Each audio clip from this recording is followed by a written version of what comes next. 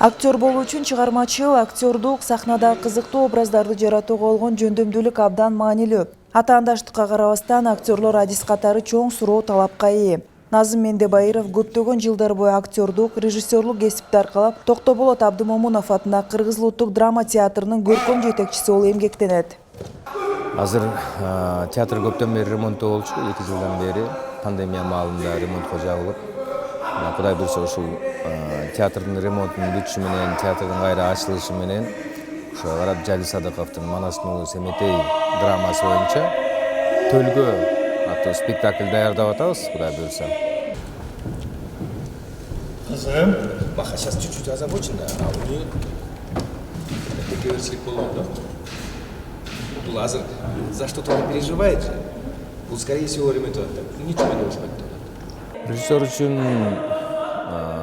распределение деп коет, роль бөлүштүрүү бул эң маанилүү нерсе деп ойлойм да. Анткени ошол роль бөлүштүрүүдөн спектаклдин мындайча айтканда 60-70% жеңиши болот да. Анан ар бир актердун өзүнүн ички дарамети болот. Балким кээде сырткы дарамети боюнча, сырткы турпаты боюнча туура келип калган маалдар болот, типаж катарычы. Бирок көп учурда актердун ички мүмкүнчүлүгүнө, анын ички дараметине, ички диапазонуна, органикасына карап, ошол кайсы бир роль тандалып алынат да, ошол ролго ошол актер ылайык келет да. Кээ бир актерлор болот, диапазону өтө кенен, мисалы Раматлык Мукамбет Токтобаев сыяктуу трагедияны дагы, комедияны дагы, драманы дагы баардык кайдай гана роль болбосун баарын катыра турган ушул сыяктуу Советбек Жумадылов сыяктуу, Мукамбет Токтобаев сыяктуу биздин гений агаларыбыз болгон. Качан босоруңду? Ал кийим, мен кийим. Мен бакма балаңыздын үстүнөн арызданган экенсиң. Бул кесиптин дагы кыйынчылыктары көп дейт актер. Бирок бул жерде жашоодогудай эле баардык адамдын өзүнүн ишенимине жараша болот. Ал эми актерлук кесип нерв чыңалуусунун чегинде жашоого карабастан кызыктуу жана көп кырдуу. Кирген бура менен беттешип, бутун жулуп алсын. Биринчи кезекте, мисалы, эгерде кесиптик бир оорчулуктарды айта турган болсок, көрүүчүгө сенин настроенияң, сенин маанайың кандай болуп турганын баары сен аларга керектүү маанайды гана бересиң. Элестеткиле, дүйнө жүзүндө эң оор жумуштардын бири бул маскарап болсун клоундун жумушу.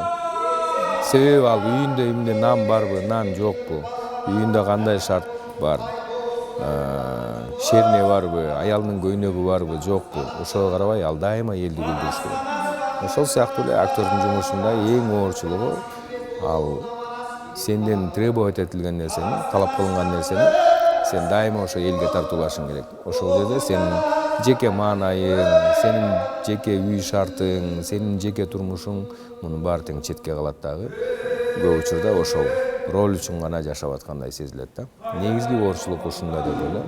Анан албетте социалдык шарт, бүгүнкү биздин мамлекетте албетте актердун социалдык шарты өзгөчө. Жаш актердун, орто муундагы актерлордун, менин курагымдагы деле актерлордун эң негизги немеси бул социалдык шарты.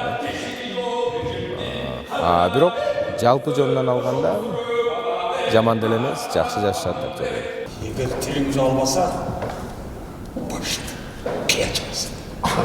Назым Мендебайыровдун айтымында актердук кесипти аркалап келген инсандар жетиштүү акча каражат таба алышат. Анткени азыркы учурда коммерциялаштыруу кеңири жайылган. Жетиштүү каражат тапса болот. Ал ар бир инсандын өзүнүн жумушка болгон берилүүсүнөн, сүйүүсүнөн деп ойлойм. Ошол жумуш менен деле жакшы акча таап, үй бүлөсүн багып, жакшы үй алып, жакшы машина алып жашаган актерлор толтура деп эсептейм. Төртөө келе калды да.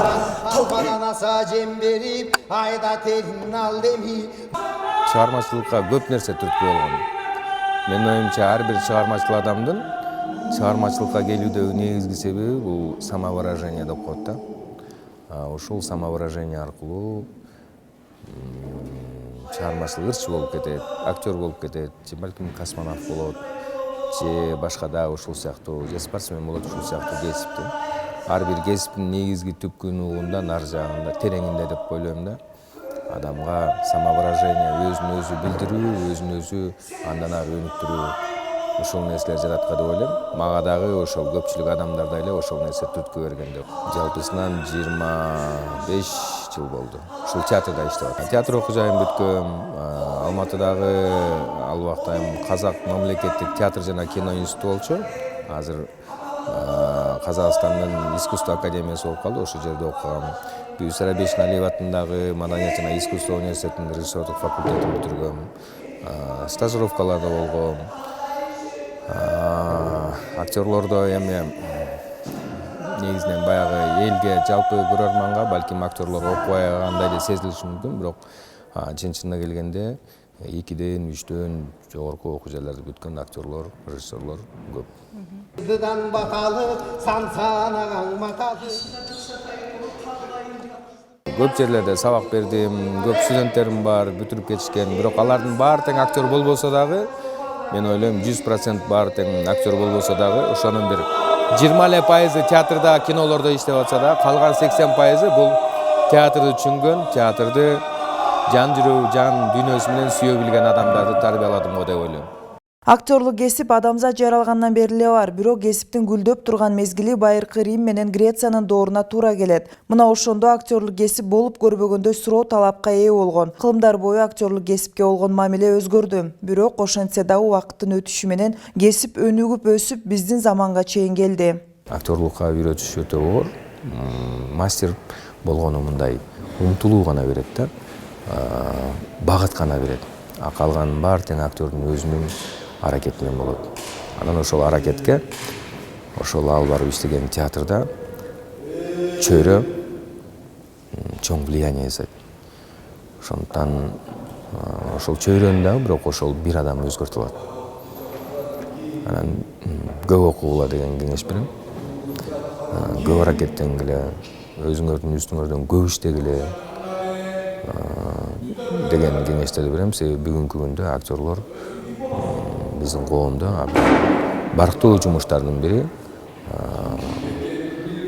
Эң башкысы башкаларга бере турган ал сахнага чыгып, ыйык сахнадан башкаларга бере турган нерсесин унутпаш керек да.